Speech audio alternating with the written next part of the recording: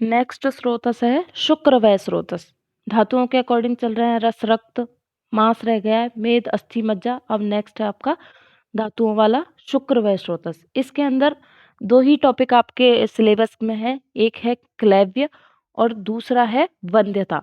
ये दोनों टॉपिक आयुर्वेद के अकॉर्डिंग और मेल और फीमेल इनफर्टिलिटी, ये दोनों टॉपिक आपके सिलेबस में है जिनको अभी अपन देखने वाले हैं। तो सबसे पहले शुक्र व स्रोतस के मूल क्या बताए हैं आचार्यों ने? वृषण और शेफ यानी कि टेस्टिस और पेनिस, इनको शुक्र व स्रोतस का मूल बताया गया है। यानी कि अब जो भी डिजीज पढ़ने वाले हैं वो इन्हीं से रिलेटेड होगी या इन्हीं में विकृति होने की वजह से पर्टिकुलर डिजीज होगी। तो देखते हैं, सबसे पहली डिजीज है क्लेव्य। क्लेव्य है इम्पोटेंसी। क्लेव्य का नाम याद रखना है, इम्पोटेंसी, ठीक है। तो आयुर्वेद में क्लेव्यता के बारे में क्या कहा गया है? व्याधि परिचय। व्याधि परिचय में क्या बोला गया है? जो मनुष्य मैथुन करने में यानी कि कॉपुलेशन में जो मनुष्य मैथुन करने में असमर्थ हो उसको क्या बोलेंगे? नपुंसक। तो अकॉर्डिंग टू आयुर्वेदा नपुंसक क्या है? याद रखना है। नपुंसक किसको बोला गया है? जो मैथुन करने में असमर्थ हो।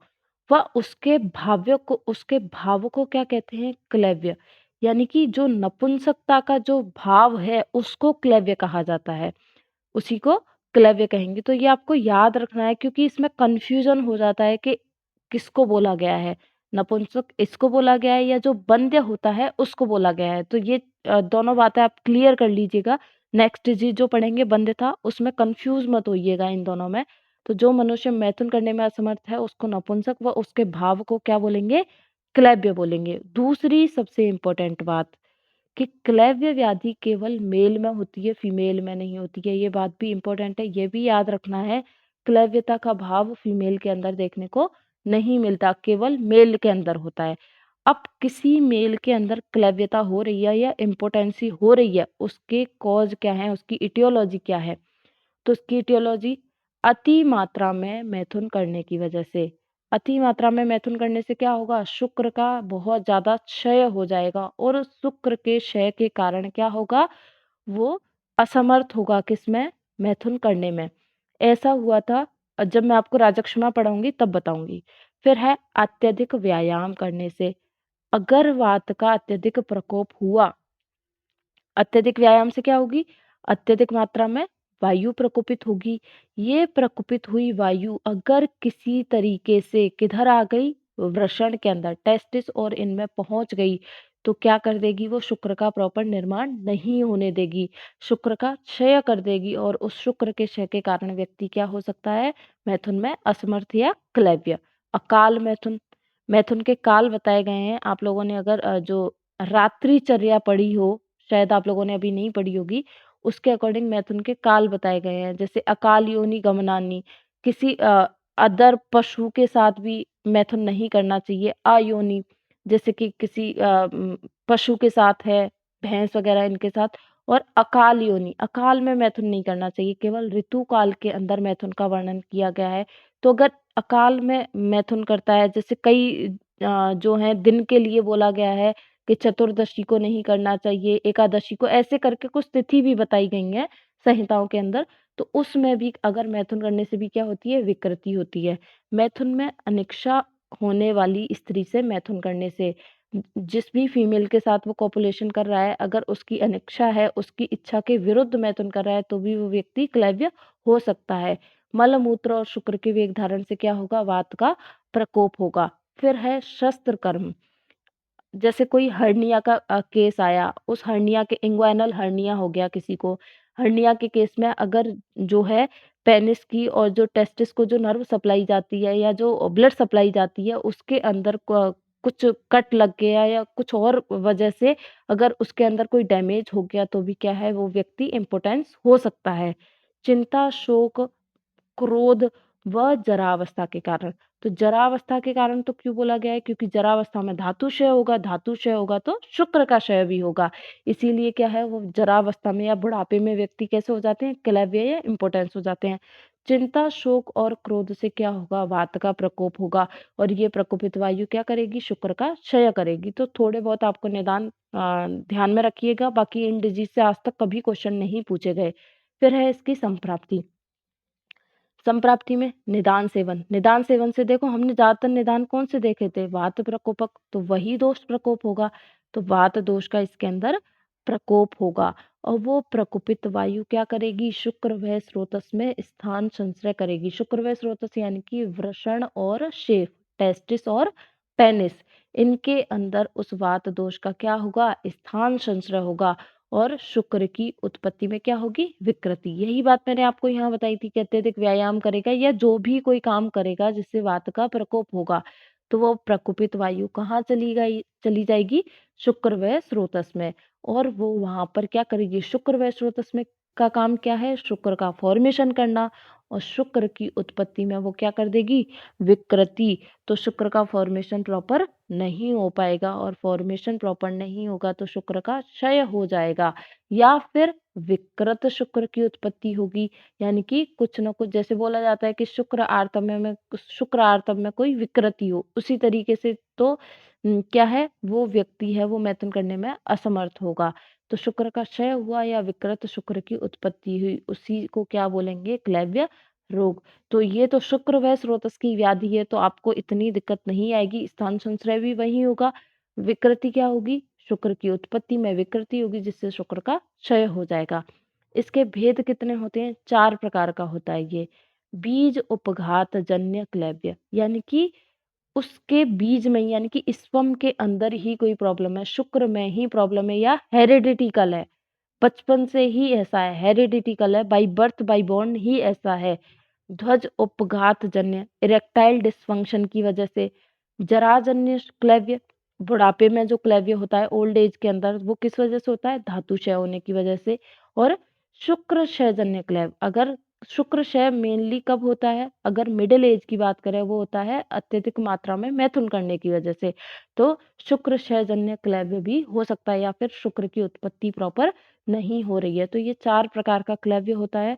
अगर कभी पूछा तो 2 नंबर में केवल भेद ही पूछेगा, उसके अलावा इसका डिटेल डिस्क्रिप्शन नहीं पूछा जाता। फिर है इसके सामान्य लक्षण। सामान्य लक्षण क्या होगा, रोगी प्रिय तथा अनुकूल स्त्री के साथ भी मैथुन में असमर्थ, यानी कि वो कॉपुलेशन में कैपेबल नहीं होता है, चाहे वो स्त्री उसके प्रिय हो चाहे कैसी भी हो। मैथुन के समय रोगी की श्वासक्रक्षता, क्योंकि धातु क्षय की कंडीशन भी देखने को मिलेगी इसके अंदर, इसीलिए जो कॉपुलेशन का टाइम होगा उसमें क्या होगा, इसको सांस लेने में कठिनाई होगी। अत्यधिक स्वेद की उत्पत्ति होगी क्योंकि थकावट बहुत जल्दी होगी जिसकी वजह से स्वेद आगम बहुत ज्यादा होगा। मेढ्र में कड़ापन नहीं आता, यानी कि इरेक्टाइल डिसफंक्शन इसको होगा और इसलिए मैथुन की चेष्टा में विफल, इसीलिए मैथुन करने में समर्थ नहीं होगा। और क्या होगा, रोगी वीर्यहीन हो जाता है। वीर्यहीन कब होगा, जब शुक्र का नाश हो जाएगा, शुक्र की कमी हो जाएगी, तो रोगी है या व्यक्ति है वो कैसा हो जाएगा, वीर्यहीन। तो इसके सामान्य लक्षण है अत्यधिक स्वेदोत्पत्ति, श्वास की कृक्षता, ये थोड़ा ध्यान रखिएगा। फिर है उसके बाद भेदानुसार इसके लक्षण। भेद के अनुसार कैसे, जैसे हमने 4 भेद पढ़े हैं अभी, बीज उपघातज, ध्वज उपघातज, जराजन्य और शुक्र क्षयजन्य। तो बीज केवल आप नाम ही याद रखिएगा, एक बार रीड कर लीजिएगा, इतना इम्पोर्टेंट ये है नहीं। तो इसमें क्या होगा, रोगी का शरीर है वो पांडु वर्ण का हो जाएगा। रोगी कैसा होगा, यानी कि ये तो हेरिडिटिकल है। रोगी दुर्बल होगा, कमजोर होगा, वीक होगा, अल्प प्राण व अल्प हर्ष वाला होगा, यानी कि उसको जो कॉपुलेशन के टाइम पर जो एक्साइटमेंट होती है वो नहीं होगी। रोगी को मैथुन से आनंद की प्राप्ति नहीं होगी, यानी कि वो एक्साइटमेंट वाली फीलिंग इसके अंदर बिल्कुल भी नहीं होगी क्योंकि उसके बीज के अंदर ही डिफेक्ट है। फिर है ध्वजोपघात, इरेक्टाइल डिसफंक्शन। अब इरेक्टाइल डिसफंक्शन है यानी कि पेनिस का जो इरेक्शन है वो नहीं हो पा रहा है, तो उससे क्या होगा, मेड्र यानी कि पेनिस में क्या होगा, इन्फ्लामेशन व शूल की उत्पत्ति। अगर ये लक्षण हो रहे हैं तो भी क्या है, इरेक्टाइल डिसफंक्शन होगा, उसको जो पेनिस का इरेक्शन है वो प्रॉपर नहीं होगा। मेड्र पाक, अब क्या हो सकता है, मेड्र में पाक, वहां पर पीड़िका की उत्पत्ति भी हो सकती है, इस वजह से भी क्या है, ध्वज उपघातज क्लैव्य हो सकता है। फिर है जराजन्य क्लेव, इसके अंदर क्या है, यानी कि ये तो ओल्ड एज की वजह से, और वो किस वजह से है, धातु क्षय की वजह से, तो लक्षण भी वैसे ही देखने को मिलेंगे।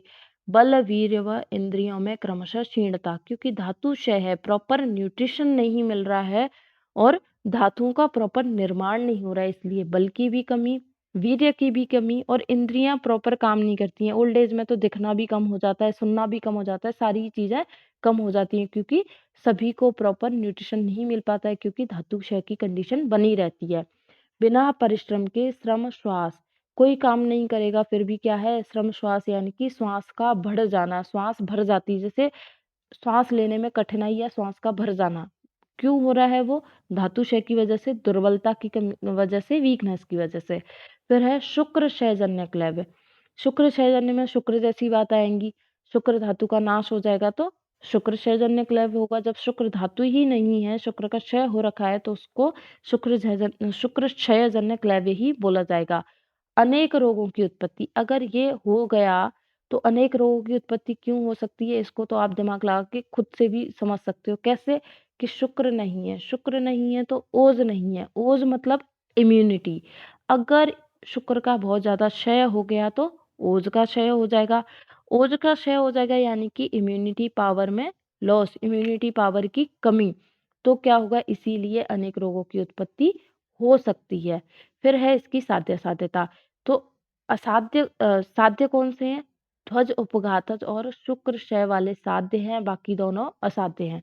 जराजन्य को तो ठीक किया ही नहीं जा सकता, ओल्ड एज में वात का प्रकोप होता है, धातु क्षय होता है, ये तो किसी के हाथ की बात नहीं है, और अगर किसी के बीज में ही डिफेक्ट है तो भी ये क्योर नहीं हो सकता, लेकिन ध्वज उपघातज और शुक्र क्षय को ट्रीटमेंट की सहायता से क्योर किया जा सकता है। उसके बाद नेक्स्ट है वंध्यता या स्टरिलिटी। जैसे क्लैव्य में हमने पढ़ा था कि क्लैव्यता केवल किसको होगी, पुरुष को होगी, लेकिन जो वंध्यता है वो स्त्री और पुरुष दोनों में होगी। क्लैव्यता स्त्री में नहीं होती है, लेकिन वंध्य तो कोई भी हो सकता है, चाहे वो स्त्री हो चाहे वो पुरुष हो। तो व्याधि परिचय में क्या बताया गया है, स्त्री पुरुष में किसी भी कारण से होने वाली प्रजनन असमर्थता, प्रजनन असमर्थता यानी कि संतान उत्पत्ति में समर्थ नहीं है। मेल और फीमेल में शुक्र है, आर्तव है, लेकिन फिर भी उनकी संतान नहीं है, किस वजह से, या तो फीमेल के आर्तव में या मेल के शुक्र में कोई प्रॉब्लम है, कोई क्षय है या कुछ और विकृति है, उसकी वजह से वो प्रजनन यानी कि संतान उत्पन्न नहीं कर सकते, उसी को क्या कहा गया है, वंध्यता। तो यहाँ कंफ्यूज मत होइएगा कि वंध्य क्या है और क्लैव्य क्या है, दोनों को अलग अलग रखिएगा। यहाँ पर संतान उत्पत्ति में असमर्थ है, क्लैव्यता के अंदर क्या था, मैथुन में असमर्थ था, ठीक है। यहाँ पर व्यक्ति मैथुन में तो समर्थ होगा, लेकिन शुक्र आर्तव की किसी विकृति की वजह से उसकी संतान उत्पत्ति नहीं होगी, जिससे उसे क्या कहा जाएगा, वंध्यता कहा जाएगा। अब निदान क्या है इसके, निदान है योनि व्यापद निदान। अब योनि व्यापद क्या होते हैं, स्त्री के अंदर योनि व्यापद रोग होते हैं, यानी कि जो रिप्रोडक्टिव ऑर्गन होते हैं स्त्री के, यूट्रस है, फेलोपियन ट्यूब है, वेजाइना है, सर्विक्स है, उनसे रिलेटेड जो डिजीज होती हैं उनको आयुर्वेद में कंबाइंड करके योनि व्यापद कहा जाता है। जो कितने होते हैं, 20 प्रकार के होते हैं, ये आप गायनी के अंदर पढ़ोगे 3rd ईयर के अंदर। अभी आपको इतना ही याद रखना है कि योनि व्यापद की संख्या 20 होती है। अब अगर जो योनि व्यापद के निदान आचार्य ने बताए हैं, चरक चिकित्सा के अंदर बताए गए हैं, चरक चिकित्सा 30 के अंदर, किस वजह से योनि व्यापद होता है। योनि व्यापद से अभी आपको केवल इतना समझना है, deformity in female reproductive system, vagina, uterus, fallopian tube, ovaries, ठीक है, इनके अंदर डिफॉर्मिटी होती है, किस वजह से, मिथ्या आहार विहार के सेवन से, अगर निदान सेवन कर रही है, या आर्तव व स्रोतस की फीमेल के अंदर दुष्टि है, तो भी क्या है, उसको योनि व्यापद हो सकते हैं, या वो स्त्री वंध्य हो सकती है। अगर किसी फीमेल का आर्तव ही नष्ट हो गया है, आर्तव का निर्माण ही नहीं हो रहा है, आर्तव का निर्माण नहीं होगा, क्योंकि अ, जो ऋतुकाल होता है जिसमें क्या होता है, आर्तव जो आता है उसी में क्या होगा, ओवम का फॉर्मेशन होगा। तो अगर आर्तव ही नष्ट हो चुका है तो ओवम नहीं होगा, और ओवम नहीं होगा तो वो फीमेल जो है संतान उत्पन्न नहीं कर सकती, या फिर बीज दोष दृष्टि, उसके अंदर, उसकी ओवरी के अंदर ही कोई प्रॉब्लम है, जो ओवम है उसके अंदर ही कोई वो डिफेक्टिव है, चाहे वो उसके अंदर क्रोमोसोम में प्रॉब्लम हो, चाहे वो जीन की वजह से हो। लेकिन अगर इनके अंदर है, या फिर इसको हम ऐसे समझ सकते हैं कि जो फीमेल है, जो प्रेग्नेंट नहीं हो सकती, उसको उसकी मदर से जो बीज मिला है, उसके अंदर कोई डिफेक्टिवनेस हो, तो भी क्या है, वो फीमेल वंध्य हो सकती है। दूसरा है धातुक्षय। अगर मान लो शुक्र आर्तव ठीक है, लेकिन क्या हुआ, शुक्र आर्तव मिले, फर्टिलाइजेशन हुआ, लेकिन जो फीमेल है उसके गर्भाशय के अंदर क्या होगा, इम्प्लांटेशन होगा, यूट्रस के अंदर इम्प्लांटेशन होगा। लेकिन अगर जो फीमेल है उसके अंदर धातुक्षय है, धातुक्षय है, तो अगर फीमेल को ही प्रॉपर न्यूट्रिशन नहीं मिल रहा, तो उसके अंदर जो फीटस है उसको भी न्यूट्रिशन नहीं मिलेगा, तो क्या हो सकता है, तो भी वो स्त्री बंध्य हो सकती है। ये तो अलग तरीके से समझ सकते हो। दूसरा, धातुक्षय से क्या समझ सकते हो, अगर मेल के अंदर धातुक्षय की कंडीशन है, यानी कि शुक्र क्षय होगा, और अगर फर्टिलाइजेशन में जितना अमाउंट सीमेन का बताया गया है उतना अमाउंट सीमेन का प्रेजेंट नहीं होगा, यानी कि प्रॉपर सीमेन है ही नहीं, तो भी क्या है, वो जो मेल है वो इनफर्टाइल होगा, और जो जो भी फीमेल के साथ वो कॉपुलेशन करेगा, वो वहां पर फर्टिलाइजेशन नहीं होगा। और क्या है, वृद्धावस्था, वृद्धावस्था में धातु क्षय होता है, तो ये तो कॉमन सी चीज है, वहां पर तो वंध्यता हो ही सकती है। और गर्भाशय की व्याधियां, अगर कोई यूट्रस के अंदर कोई डिफॉर्मिटी है, चाहे फिर उसमें क्या है, फर्टिलाइजेशन भले ही हो रहा है लेकिन इम्प्लांटेशन नहीं हो पा रहा है, बार बार मिसकैरेज हो रहा है, या बार बार अबॉर्शन हो रहा है, तो भी क्या है, उस फीमेल की क्या है, संतान नहीं हो सकती। फिर है उसके बाद संप्राप्ति इसकी, निदान सेवन किया, निदान सेवन से क्या होगा, प्रकुपित दोषों का गर्भाशय में स्थान संचय, याद रखना है, स्थान संचय बंध्यता के अंदर कहाँ होगा, गर्भाशय के अंदर होगा, फीमेल के अंदर होगा। ठीक है, निदान सेवन किया, दोषों का गर्भाशय के अंदर स्थान संचय हुआ, और गर्भाशय में क्या हुई, विकृति। अब गर्भाशय में विकृति हुई, तो देखो क्या क्या हो सकता है, जब भी जो शुक्र है, शुक्र कैसे जाता है, जब भी क्या है, मैथुन करते हैं, तो क्या है, जो वेजाइना है या योनि के थ्रू शुक्र गर्भाशय से होकर के कहाँ जाएगा, फेलोपियन ट्यूब में जाएगा।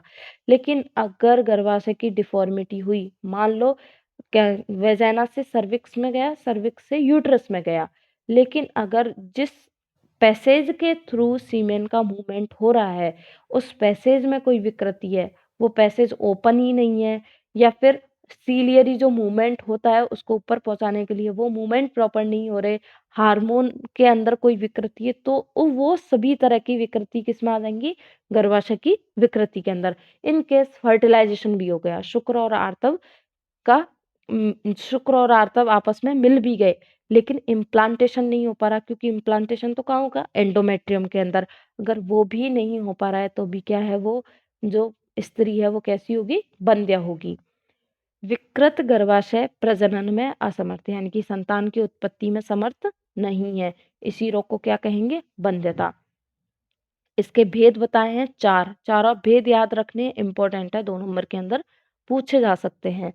कौन कौन से होते हैं, काक बंध्या, अभी आप 4 भेद पढ़ोगे, लेकिन ये अलग अलग आचार्यों के अकॉर्डिंग है। हारित है वो 6 भेद बताता है बंध्यता के, चरक है वो 3 भेद बताता है। आपको 4 भेद याद रखने हैं अभी के अकॉर्डिंग, माधव निदान के अकॉर्डिंग। क्या है, काकबंध्या, अनअपत्या, गर्भस्रावी और मृतवत्सा, चारों के नाम याद रखिएगा। चारों के अंदर हो रहा क्या है देखते हैं। काकबंध्या किसको बोलेंगे, इस रुग्णा के, इस रुग्णा यानी कि जो फीमेल पेशेंट है उसकी बात हो रही है।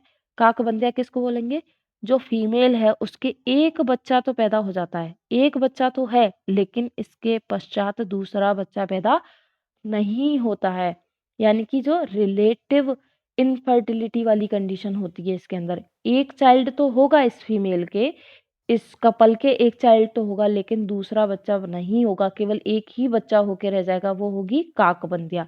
उसके बाद है अनअपत्या, कौन होती है, जिस स्त्री में गर्भधारणा नहीं हो, जो कभी भी, जो फीमेल कभी भी प्रेग्नेंट नहीं हुई हो, कभी भी, यानी कि एक बार भी उसके प्रेगनेंसी नहीं ठहरी हो, एक बार भी इम्प्लांटेशन उसके नहीं हुआ होगा, उसको क्या बोलेंगे? अनअपत्या। गर्भस्रावी में क्या होगा? इस स्त्री में गर्भधारणा होती है, जैसे मैंने अभी बताया कि फर्टिलाइजेशन तो हो गया लेकिन इम्प्लांटेशन नहीं हो पा रहा है, तो वो होती है गर्भस्रावी। गर्भस्रावी का मतलब है गर्भ का जिसमें स्राव हो जाए, यानी कि मिसकैरेज वाली फेज होती है ये। तो इस स्त्री में गर्भधारणा तो होती है, परंतु गर्भाशय की विकृति के कारण क्या-क्या होता है? पुनः-पुनः गर्भस्राव या गर्भपात, यानी कि बार-बार उसका मिसकैरेज हो जाता है, बार-बार उसका अबॉर्शन हो जाता है। किसकी विकृति की वजह से? गर्भाशय की विकृति की वजह से। लेकिन इसके अंदर फर्टिलाइजेशन तो हो रहा है, शुक्र आर्तव तो आपस में मिल रहे हैं, उनका संयोग तो हो रहा है। लेकिन क्या है? इम्प्लांटेशन में कोई प्रॉब्लम है जिसकी वजह से क्या हो जाता है? मिसकैरेज हो जाता है या फिर अबॉर्शन हो जाता है। मृतवत्सा, मृतवत्सा क्या होती है? जो स्त्री प्रत्येक समय, यानी कि मान लो क्या हुआ? प्रेग्नेंट हो गई, लेकिन जो बच्चा है वो मृत अवस्था में बाहर निकला। जब डिलीवरी हुई तो बच्चा मरा हुआ ही अंदर से बाहर आया। तो जो स्त्री प्रत्येक समय मृत गर्भ को, यानी कि एक भी इसका जो बच्चा है लाइव बेबी नहीं होगा, इसका क्या है, सारे जो बच्चे हैं जो एक बार प्रेग्नेंट हुई, 2 बार हुई, सारे ही जो फीटस निकलेगा, जो बाहर निकलेगा, वो कैसा निकलेगा? मृत अवस्था में ही। मृत बच्चे को जो बार-बार जन्म देती है वो होती है मृतवत्सा। तो आपको चारों प्रकार के इसके अंदर इम्पोर्टेंट यही है, वो है इसके भेद। काकबंध्या जिसकी एक चाइल्ड तो है लेकिन दूसरा नहीं हो रहा। अनपत्या जो कभी प्रेग्नेंट नहीं हुई हो। गर्भस्रावी जो प्रेग्नेंट तो हो जाती है, जिसका फर्टिलाइजेशन तो हो जाता है, प्रेग्नेंट भी हो जाती है, लेकिन बार-बार उसके मिसकैरेज हो जाता है, अबॉर्शन हो जाता है। फिर है फोर्थ मृतवत्सा। मृतवत्सा जो बार-बार मरे हुए बच्चे को जन्म देती है वो होती है मृतवत्सा। तो ये आपको शुक्र व स्रोतस के अंदर जो भी दोनों डिजीज़ हैं, क्लैव्यता और बंध्यता, ये दोनों आपकी कंप्लीट होती हैं। उसके बाद आपका ये मॉडर्न कोरिलेशन है, इसकी मैं आपको वीडियो दे दूँगी।